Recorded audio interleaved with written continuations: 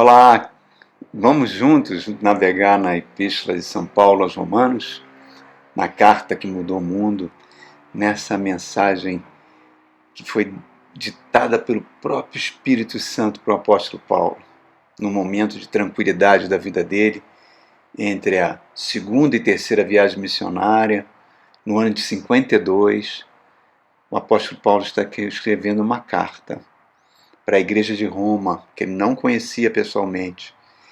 E essa carta vai mudar todo o mundo que nós conhecemos. E cada versículo dessa carta, irmãos, é uma verdadeira doutrina teológica, é algo espetacular. Eu sou muito fã da Epístola aos Romanos. E nós estamos aqui na nossa mensagem número 47, né? Nesse capítulo 8, que é o capítulo mais querido da Bíblia, um dos mais queridos da Bíblia.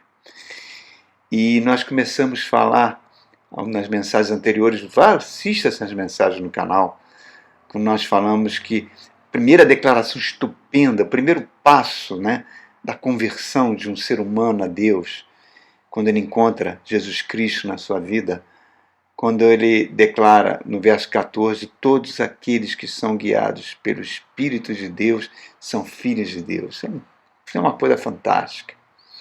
Depois ele entra no verso 15, né? Diz que nós não recebemos o espírito da escravidão e do temor, mas sim o espírito da adoção, pelo qual clamamos Abba. Abba é uma palavra aramaica que significa pai, paizinho, papaizinho. Então reparem, eu era rebelde, eu era inimigo de Deus, agora sou considerado filho e posso me relacionar com esse Deus que criou todas as coisas, que me deu a própria vida como pai. Como pai. É belíssimo, mas só que antes disso acontecer, o Espírito Santo provoca em mim esse espírito de escravidão e temor, o segundo passo da conversão, que a pessoa sente que precisa desesperadamente de Jesus Cristo, que precisa se reconciliar com Deus. Esse espírito que provoca essa sensação de urgência em nós, que faz a gente entregar a vida a Cristo, é o próprio Espírito Santo que está trabalhando em nós. É o processo da conversão. Aí no verso 16, né, eu vou ler esse verso novamente. Foi nossa última mensagem, mensagem número 46. O apóstolo diz assim para a gente, verso 16. O próprio Espírito testemunha ao nosso espírito que somos filhos de Deus. Somos selados. Nosso espírito é regenerado, né? Recebemos o selo, o batismo do Espírito Santo. É o novo nascimento. Essa é a grande, digamos assim, a grande mensagem da reforma protestante que começou com Lutero no século XVI e seus diversos seguidores, como Calvino e outros, que trabalharam no protestantismo, no cristianismo evangélico, do qual nós fazemos parte. E é exatamente esse versículo que tem uma diferença fundamental para o ensino católico romano, né, dos nossos irmãos católicos. A diferença está basicamente aqui, porque nós cremos na liberdade do Espírito Santo, na certeza, na segurança da salvação. E o ensino católico romano diz que essa certeza não existe, que ela só pode ser dada pela Igreja Católica, né? Pela ministração dos sacramentos, pela unção, pela ministração dos sacerdotes, dos santos, do culto aos santos, do culto a Maria, enfim, né? E é nesse versículo que Lutero teve a grande revelação da liberdade do Espírito. E agora nós entramos no versículo de hoje, que é fantástico, irmãos. Olha só, vamos ler o verso 17. Diz assim, Romanos 8,17. Fala assim, se somos filhos, então somos herdeiros, herdeiros de Deus e co-herdeiros com Cristo, se de fato participamos dos seus sofrimentos, para que também participemos da sua glória. Que coisa linda! O apóstolo Paulo é um mestre teológico, né? Ele está lembrando a nossa filiação. E essa revelação fantástica que foi dada para o apóstolo Paulo, foi dado para os outros apóstolos também. Se você abrir a segunda carta de Pedro, no verso 1, capítulo 1, verso 4, Pedro fala a mesma coisa com outras palavras. Faz uma declaração fantástica. Diz que nós agora somos participantes da natureza divina. Natureza divina, para não ficarmos mais sujeitos à corrupção desse mundo, à cobiça desse mundo. Vamos entender essa declaração fantástica, irmãos. Isso transcende muito mais de ser perdoado, transcende muito mais do que não vou mais para o inferno, transcende muito mais do que não ser adotado, transcende muito mais que nascer de novo, de ser selado pelo Espírito Santo. Agora é coisa mais fantástica ainda. A vida de Deus, o DNA de Deus está pulsando dentro de mim. Eu sou um novo ser. O meu corpo caminha para a morte, mas o meu homem interior se renova cada dia, como diz a Epístola aos Coríntios. Estamos sendo renovados, o Espírito Santo está trabalhando em nós. Temos a vida de Deus, aí nos tornamos herdeiros de Deus. Esse conceito deve influenciar toda a nossa vida. Esse conceito deve influenciar a maneira como nós enxergamos o mundo. Esse mundo que nós vivemos agora, né? Nós vivemos numa época, irmãos, muito complexa, muito perigosa, onde o Evangelho do Senhor Jesus foi muito deturpado, até em formas heréticas, né? Nós temos muitas seitas evangélicas. Se você ligar a televisão para assistir um culto na televisão, grandes chances de você estar assistindo o culto de uma seita evangélica. Por quê? Por causa da mensagem. A mensagem não é o Evangelho. Não é o Evangelho de Jesus Cristo. São versículos fora do contexto, visando a uma organização financeira religiosa, se é que podemos falar assim, mas não é uma igreja. Deixa eu explicar melhor isso. Quando você liga a televisão nesses cultos, você vê mensagem. Você está infeliz? Você precisa... O seu negócio está falindo? Né? Você quer que sua vida seja maravilhosa? Você está doente? Você quer ficar isento de qualquer doença? Saúde perfeita? Inclusive depressão, inclusive doenças da alma? Venha para Jesus. E sim, e tudo na sua vida vai atingir a níveis fantásticos. É claro que quando eu vou para Jesus, a minha vida vai melhorar sempre. Sempre. Claro, isso é um fato, né? Todas as áreas da nossa vida melhora, porque o Espírito Santo está implantando a vida de Deus em nós, o DNA de Deus em nós. Só que tem um detalhe: o Novo Testamento não promete muita coisa nessa vida. O Novo Testamento aponta para um futuro glorioso. Por isso que você vê cada vez mais crentes desviados, crentes que não querem mais saber de igreja evangélica, crentes sem igreja. Por quê? Porque nesse mundo a gente vai estar sujeito a sofrimentos, a crises, a perdas, a doenças. E quando essas coisas vêm sobre a nossa vida, e vêm mesmo, esse tipo de ensino deixa a pessoa completamente sem base. Ela fica decepcionada com a igreja, começa a achar que aquela mensagem é mentirosa. Porque é uma forma de mentira, assim.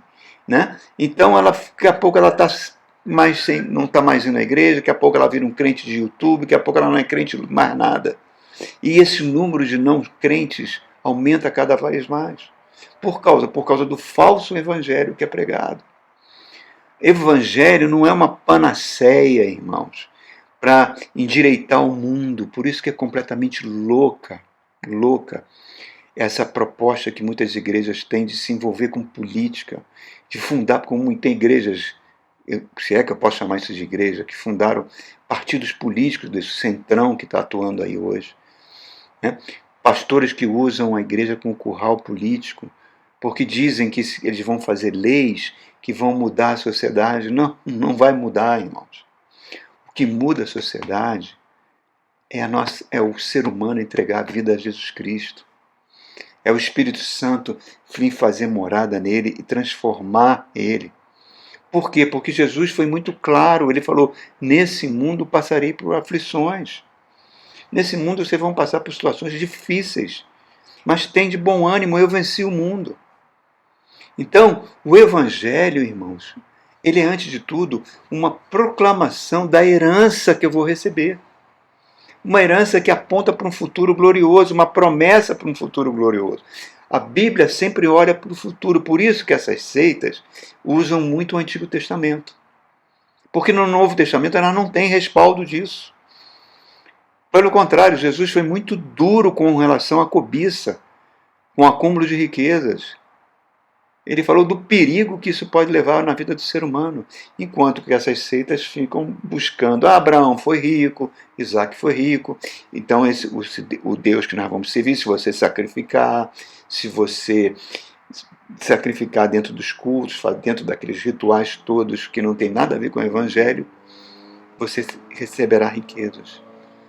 Irmão, é muito demoníaco isso. É muito demoníaco porque isso não é Evangelho. Tudo na Bíblia aponta para o futuro. O Antigo Testamento aponta para Jesus.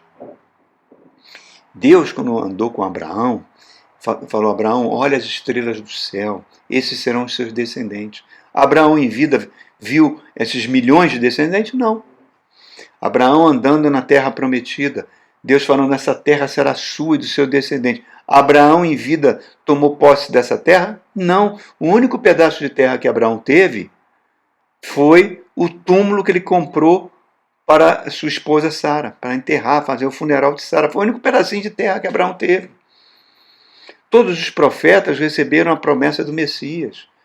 Isaías 700 anos antes, Jeremias 500 anos antes, Daniel 450 anos antes. Nenhum deles viu o Messias. Nenhum deles viu o Messias no mundo. O último dos profetas foi João Batista, que teve esse privilégio de ver Jesus Cristo encarnado. Então, tudo aponta para o futuro, irmãos. O capítulo 11 de Hebreus, que é o capítulo dos heróis da fé, que é um resumo do Antigo Testamento, né? Mostra ali que aquelas pessoas sofreram sofrimentos terríveis. Apedrejados, perderam filhos, cerrados ao meio. Né? E por que ainda diz que o mundo não era digno dessas pessoas? Então, qual era a esperança dessas pessoas, dos heróis da fé? Hebreus 11 diz: a esperança estava na cidade celestial, fundamentada na doutrina dos apóstolos. Eles estavam vendo para o futuro. A Bíblia aponta para o futuro. Efésios capítulo 2, que é uma carta aos Efésios, a princesa das epístolas, né? Carta fantástica. Ela, no capítulo 2, ela resume toda a epístola aos Romanos. O apóstolo Paulo mostra como nós estávamos. Quando ele diz assim: nós estávamos mortos em nossos delitos e pecados, segundo o curso desse mundo, segundo o príncipe da potestade do ar, o próprio Satanás, que atua nos filhos da desobediência. Éramos, por natureza, filhos da ira, assim como os demais, fazendo a vontade da carne e dos nossos pensamentos. Estávamos condenados.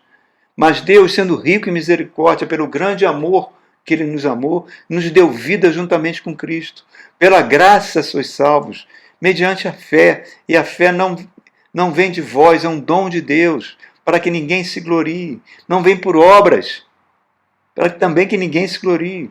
Pois somos criados em Cristo Jesus, para andar nas boas obras que Deus já preparou de antemão para que andássemos nelas. Então, para mostrar para os séculos vindouros a eterna bondade da sua misericórdia para conosco. Então, isso é o ser humano sem Jesus, é um inimigo. Ele é escravo de Satanás, que é o príncipe desse mundo. Agora, Paulo está dizendo que nós recebemos esse DNA de Deus, fomos feitos herança, herdeiros de Deus e co-herdeiros com Cristo. É uma dupla esperança. O Novo Testamento, irmão, nunca vai ser alterado, porque Deus não muda. Deus não muda. Quando você abre a epístola para Tito, a epístola de Tito, no capítulo 1, logo nos 2 primeiros versos, o apóstolo Paulo fala assim: Paulo, servo do Deus e apóstolo de Jesus Cristo. Para quê? Para quê? Para que ele foi feito apóstolo? Para levar os eleitos de Deus a quê? A fé e ao conhecimento da verdade, que infelizmente hoje em dia está ficando algo raro dentro das seitas evangélicas, irmãos. Que conduz. Para quê? Para que eu preciso conhecer a verdade? Por que eu devo viver a fé? Para ser conduzido à piedade, para que eu seja uma pessoa piedosa, para que as boas obras fluam naturalmente de mim, para que eu pareça mais com Jesus, para que e depois disso eu vou me fundamentar na esperança de vida eterna, cujo Deus que não mente, olha que coisa linda que ele está dizendo para Tito, não mente, prometeu antes dos tempos eternos. Somos herdeiros, irmão. Deus não volta atrás. Deus não há sombra de variação. Ele não é instável. Por isso que a Bíblia tem alguns símbolos para mostrar essa estabilidade, essa esperança. Hebreus traz a âncora, como dizendo a âncora da alma. A âncora é um objeto de 800 quilos, dependendo do navio, para segurar um navio de alguns milhares de toneladas. Ela finca lá no fundo do mar e na hora que vem aquele vento terrível que vai jogar o navio nas pedras, ela segura o navio para mostrar estabilidade, para mostrar. A Bíblia está dizendo que isso é a esperança da nossa alma. É lindo demais, irmãos. Jesus fala no capítulo 10 de Mateus que até os fios dos nossos cabelos estão contados. Deus sabe. Então nossa vida está rigorosamente na mão dele. Vamos ter problemas? Vamos. Vamos ter situações difíceis? Vamos. Vamos ficar doentes? Vamos. Mas Jesus está falando, sossegue. Deus está no controle da sua vida. Ele cuida de você. Herdeiro de Deus. Vamos trabalhar nesse conceito, né? Vamos fazer uma analogia. Todo grande empresário que funda um grande negócio, esse negócio permanece durante muitos anos, ele tem a esperança que esse negócio, quando ele morrer, seja comandado pelos seus filhos, que são seus herdeiros. Né? Vários empresários fazem isso. Aqui mesmo em Brasília tem uma construtora grande, chamada Implave, cujos filhos são os principais diretores dessa construtora. O seu pai investiu na formação deles. Né? Conversando com algumas pessoas que conhecem eles, dizem que eles meteram a mão na massa, trabalharam nas obras, depois fizeram cursos excelentes, o pai investiu nas melhores escolas. Para quê? Para que a Implave tenha uma continuidade, né, nos herdeiros. Isso é uma prática, irmãos, que vem desde a antiguidade. Se você for pegar um exemplo aqui básico, né, todos os nobres de Roma ou do Império Grego, dos impérios da antiguidade, havia a figura do tutor. O tutor era um professor que sabia várias disciplinas, era um Google ambulante, né, aos dias de hoje, que pegava o filho desse nobre, desse rei, e formava, investia na educação dele. Temos a história de Filipe, rei da Macedônia, que teve um filho chamado Alexandre. Alexandre, desde novinho, ele já era um guerreiro nato. Ele, adolescente, ele participava do Estado-Maior do seu pai. E, adolescente, ele liderou tropas gregas em batalhas e saiu vencedor. O pai viu em Alexandre o sucessor do reinado da Macedônia. E perguntou qual é o filósofo grego, qual é o professor grego aqui na Grécia que tem melhor conhecimento para ser o tutor do meu filho. E deram um nome para ele. Esse homem, Aristóteles, fez a cabeça de todo o Ocidente hoje. Hoje, países como os Estados Unidos, como a União Europeia e etc., e a própria América do Sul, são governadas por ideias que Aristóteles proferiu. Aristóteles é considerado o pai do marketing.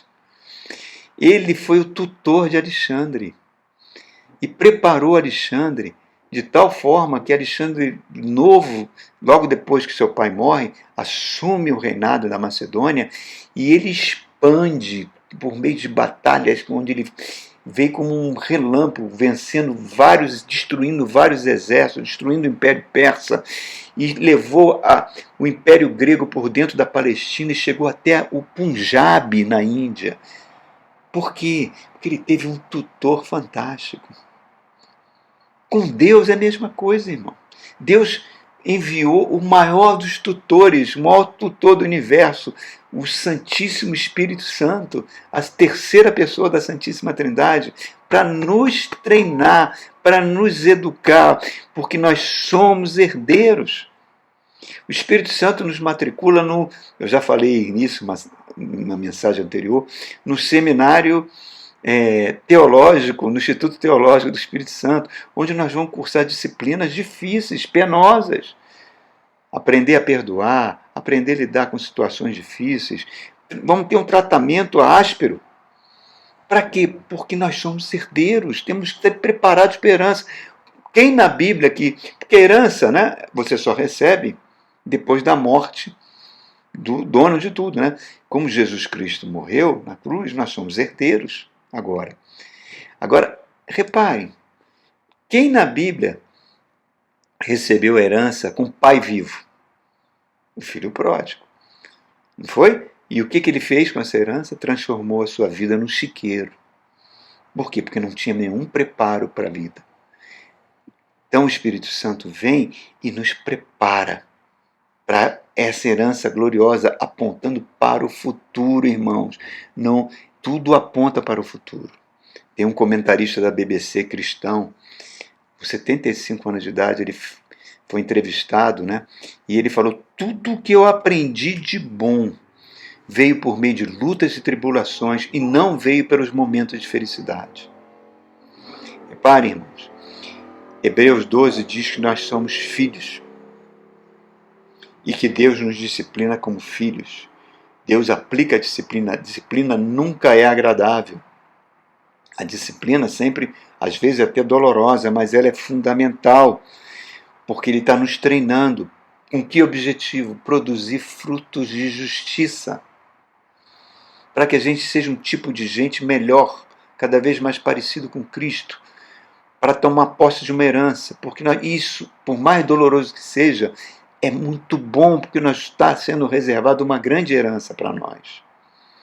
Quando a gente tem pais que são instáveis, são caprichosos, são desequilibrados, que não têm ânimo, não têm interesse de disciplinar seus filhos, essas crianças crescem completamente desajustadas. E vão se tornar adultos frágeis que o mundo vai engolir. Lembra daquele programa que teve alguns anos na TV, que fez muito sucesso, a Super Nanny, né? Aquela babá que vinha porque as crianças estavam dominando a família, estavam detonando a família. Então ela via e aplicava pequenos castigos e disciplinas para que e as crianças passavam a amar a Super Nanny, né? Porque criança ama a disciplina. E o lar voltava ao normal. Deus, querido, não descansa um segundo sequer em nos educar, em nos disciplinar. E no dia que você entregou a vida para Jesus Cristo, irmãos, Ele detonou um processo que vai cumprir o seu propósito.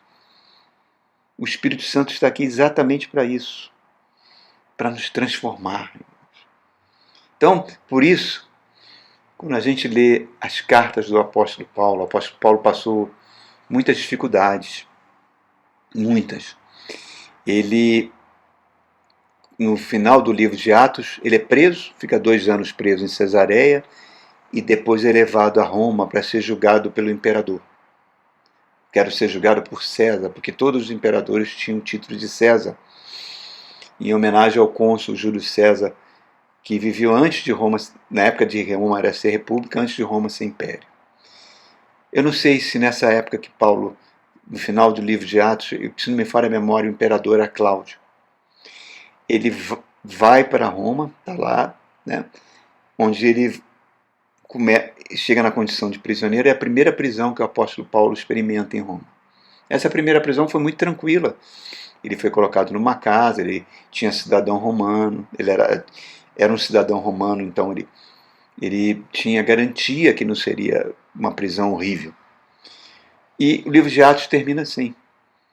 Mas quem sobe ao poder é um jovem de 16 anos, chamado Nero, que tinha um tutor muito bom, excelente, chamado Sêneca. E Sêneca ensinou Nero em muitas coisas. Os primeiros anos de governo de Nero foram muito bons, né? E Paulo, logo depois, Nero vai ficando cada vez mais endemoniado. Ele manda Sêneca cometer suicídio, ele mata sua própria mãe. Então ele foi ficando cada vez mais perigoso. E aí começa uma perseguição aos cristãos. Paulo vai ser preso pela segunda vez, e nessa segunda vez ele vai ser colocado numa prisão horrível, onde ele vai escrever 3 cartas, Filemon, Colossenses, Filipenses e Efésios, 4 cartas. Na carta aos Filipenses, o esgoto da prisão da cidade passava por dentro da cela de Paulo. E Paulo, nessa situação, meu irmão, ele vai escrever a carta aos Filipenses, que é chamada Carta da Alegria. E ele fala: alegrai-vos, alegrai-vos. Eu sei que eu estou face a face com a morte, mas eu estou convencido que aquele que começou a boa obra em vocês vai completar essa boa obra até o dia da volta de Jesus Cristo. Olha como ele estava. Eu sei que posso ser tirado, eu posso ser morto, mas não percam a alegria, porque eu aprendi a viver tanto na fartura quanto na pobreza. Tudo posso naquele que me fortalece. Isso não tem nada a ver com o ensino que é ensinado nas televisões, dos cultos evangélicos na televisão. Não tem nada a ver, meu irmão. Isso é Novo Testamento. Isso está apontando para o futuro glorioso. Se Paulo fosse chamado aqui para falar com vocês nesse vídeo, ele ia falar o seguinte: olha, eu sei que muitos de vocês têm um gênio meio complicado, têm um gênio difícil, é uma pessoa difícil. Alguns de vocês são muito fracos, toda hora estão caindo em tentação, estão voltando a cometer os mesmos pecados. Enfim, não importa o pecado que você comete, porque não depende de você, depende apenas do poder de Deus. E Ele vai completar essa boa obra, independente do que você seja, apesar de você. Como diz Chico Buarque, amanhã será um novo dia. Reparem, nada pode tirar essa herança de você. Nada. Romanos capítulo 8 diz: quem irá nos separar do amor de Cristo? Será perigo, espada, fome, nudez, morte, vida, anjos, principados? Nada poderá nos separar do amor de Deus que está em Cristo Jesus. Então, é um processo que começou, irmãos, e vai terminar na volta de Cristo. E outra coisa do herdeiro, do treinamento do herdeiro, quando essas pessoas que são treinadas pelos empresários, voltando ao exemplo do empresário, vão ganhando confiança, vão vestindo a camisa da empresa, né? O dono da empresa começa a compartilhar alguns segredos com eles que não compartilha com a diretoria. Ele fala: olha, alguns anos talvez a gente precise fazer uma fusão, a gente precisa investir nisso, precisa fazer aquilo, né? Com Deus é a mesma coisa. À medida que o Espírito Santo vai te treinando, Deus vai compartilhando contigo os segredos dele. É a glória de ser herdeiro. É Deus que vai destruir Sodoma e Gomorra e fala: não compartilharei isso com meu amigo Abraão? Ele compartilha com seus profetas, irmãos. Muitas coisas que hoje estão acontecendo, há 14 anos atrás, eu sonhei com isso. Eu fiquei: meu Deus, eu escrevi, meu Deus, está se cumprindo.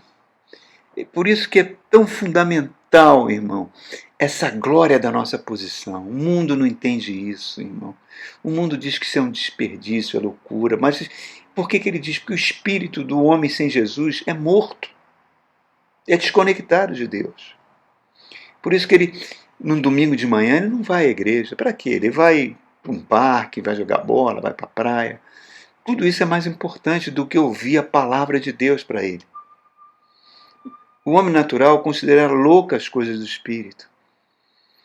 Agora, quando você tem essa sede de Deus, vê o DNA de Deus, você vai à igreja. Eu amo muito o pastor Caio Fábio, gosto muito das mensagens dele, mas ultimamente ele falou algumas coisas que respeitosamente eu não concordo. Quando ele diz que a igreja só tem gente louca, não. Você não pode pegar o bebê na banheira e jogar água suja fora junto com o bebê, não. Tem igrejas sérias, tem igreja que pregam a palavra. Tem igrejas. Agora, nós estamos vivendo momentos difíceis. Recentemente, uma pessoa querida me mandou um zap dizendo que na cidade dela, uma igreja antiga, bem tradicional, está rachada no meio por causa de política. Porque uns acham que o pastor é de esquerda e outros acham que ele é de direita, outros acham que tem que ser de esquerda, outros tem que ser de direita. Irmãos, isso é diabólico. Paulo já falou isso para a igreja de Corinto, né? Vocês ficam dizendo que é de Apolo, vocês ficam dizendo que são de Paulo. Nada disso importa, irmãos. Preferência política, você é um cidadão, você tem direito a ser de esquerda, de direita, de centro, como você quiser. Isso não tem nada a ver com o evangelho, a igreja não se mete com isso, irmão. Igreja é luz do mundo, é coluna e baluarte da verdade. Então, por quê? Para que a gente entenda isso. Aqui nesse verso 17, o apóstolo Paulo também fala que nós somos co-herdeiro com Cristo. Hebreus capítulo 1 começa dizendo: o Pai, Deus falou de muitas maneiras no passado, mas agora fala por intermédio do Filho, o qual constituiu o herdeiro de todas as coisas, com autoridade sobre todo o universo e com o poder da sua palavra de sustenta o universo. E ele diz que ele é a videira e nós somos os ramos. Então nós agora somos co-herdeiros com Cristo. Isso é muito fantástico, irmão. Ele despojou os principados, ele venceu a morte, nós fomos incorporados nele. Romanos 5 diz que ele é o cabeça da nova humanidade. Não estamos mais com o DNA de Adão. Toda a bênção vem agora por meio dele para mim. Então, por que eu vou me meter com situações desse mundo que está caído, irmãos? Não é marcha para Jesus, não é político, bancada evangélica que vai transformar esse mundo. O que vai transformar é a nossa conversão. Então, irmãos, avançando um pouquinho mais, no verso 17. Olha quanta coisa fantástica num único versículo. E ele termina assim. Verso 17, ele fala assim: se somos filhos, então somos herdeiros, herdeiros de Deus e co-herdeiros com Cristo, se de fato participamos dos seus sofrimentos, para que também participemos da sua glória. Apóstolo Paulo, você está falando tanta coisa gloriosa, está falando sobre herança, sobre um futuro maravilhoso. Por que o senhor vem falar de sofrimento? Por que o senhor tem que falar de sofrimento? Estava tão bom. Sabe por quê, irmãos? Porque, apesar de ser um teólogo fantástico, o apóstolo Paulo tem um coração pastoral. Ele não conhece a igreja de Roma. Ele está escrevendo para eles. Quer visitá-los e vai visitá-los, né? Mas Deus já devia ter revelado para ele o que essa igreja iria passar. Essa igreja seria praticamente dizimada por Nero. Nero ia pegar os cristãos, ia atacar fogo em Roma, ia culpar os cristãos. Ia amarrar cristãos em postes de madeira, colocar piche no poste e tacar fogo com os cristãos amarrados, queimados vivos. Lançou milhares de cristãos nas arenas para os gladiadores, para as feras selvagens matarem. Ele quase dizimou. Então, esse demônio, esse anticristo, esse tipo de anticristo, iria destruir a igreja de Roma. Ele decapitou o apóstolo Paulo, ele crucificou para baixo o apóstolo Pedro. Então, parece que no ano 52, Paulo está recebendo o que ia acontecer no ano 62, quando Nero, na sua loucura, ia fazer tudo isso. Então ele está advertindo a igreja: olha, Nós vamos passar por sofrimentos. Nós vamos passar por sofrimentos. Mas o sofrimento é uma prova da confirmação da promessa.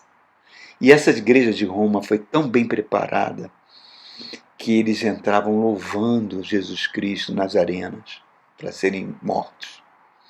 Morriam louvando a Deus. Porque, reparem, Cristo passou por tudo isso também, irmão. Cristo foi desprezado desde o ventre. Com 2 anos de idade, Herodes quis matá-lo. Teve que fugir para o Egito. Quando ele começa o ministério, ele vai visitar a sua cidade de Nazaré. Queriam jogar ele de cima de um precipício. Ele foi cuspido, foi traído, foi esmurrado, arrancaram a pele dele toda com chicotes, botaram uma coroa de espinho, foi crucificado no meio de 2 criminosos. Por que ele sofreu tudo isso? Por que o Filho de Deus sofreu tudo isso? Por causa dessa herança que está reservada para nós. Esse mundo, irmãos, é o mundo da cobiça, é o mundo de César. Então, a nossa promessa não tem nada a ver. Tudo o que nós estamos sofrendo aqui agora, nesse mundo, e vamos passar por situações difíceis, faz parte do nosso preparo para a glória. Passemos aprovados. Nós vamos passar por testes duros. C.S. Lewis conta uma história que compara muito o sofrimento com aquela mãe que quer levar o garotinho para o aniversário, mas ele está brincando na lama ali, todo sujo de lama. Ela chama ele para dar banho, não, diz que não vai. Ela pega ele, bota no chuveiro, esfrega sabão para poder ele ficar limpinho, para poder ir para o aniversário. Tem que esfregar, ele grita. Nós somos assim com Deus, irmãos.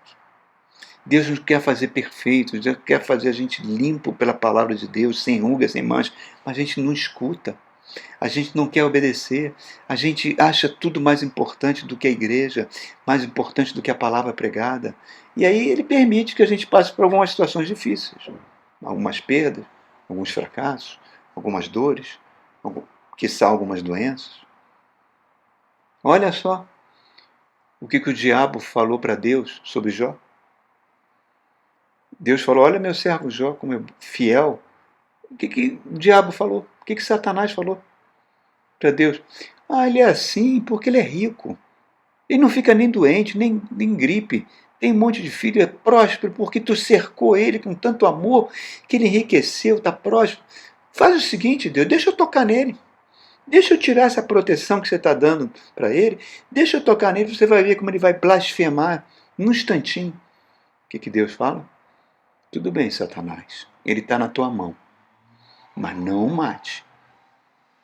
O que Satanás faz? Mata seus filhos, leva-lhe a miséria, coloca uma doença repugnante. A mulher de Jó chega para ele e fala, amaldiçoa esse teu Deus e morre. E ela diz, está louca, mulher. Deus deu, Deus levou, louvado seja o Senhor. É o exemplo, está na glória agora, esperando a gente, irmãos. Então tudo o que a gente está passando está debaixo do controle rigoroso de Deus e é para o nosso bem. As provações que nós estamos passando é uma declaração que nós fazemos a César, a Satanás, ao príncipe desse mundo, que nós estamos no caminho certo. Por isso, bom ânimo, porque você é herdeiro de Deus e co-herdeiro com Cristo. Amém? Até o